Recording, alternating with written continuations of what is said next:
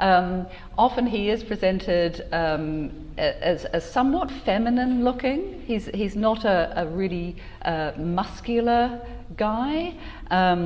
And he usually wears these long robes with baggy sleeves.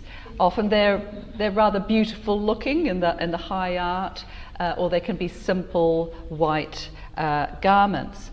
And so important. Now, if we want to try and find Jesus as he really was, we have to look at the evidence for Jews in the first century.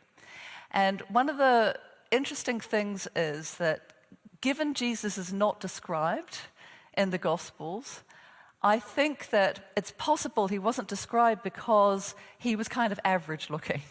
He wasn't particularly tall, he wasn't particularly short, there was nothing particularly distinguishing about him. He looked like a lot of other guys in terms of his basic body.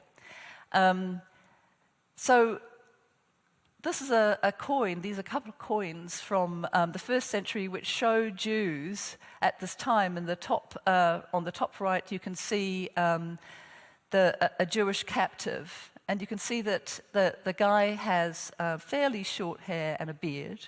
And on the bottom, on the right-hand side, you can see what I think is a Jewish priest. He's got these pants on, which is very unusual.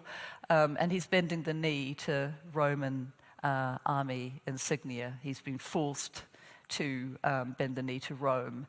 And these were issued at the time of the Jewish revolt in 70, when the Romans put down this revolt.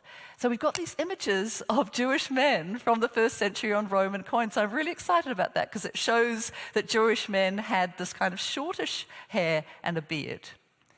And in fact, that's sort of what we would expect because the Romans saw Jews as a sort of nation of philosophers.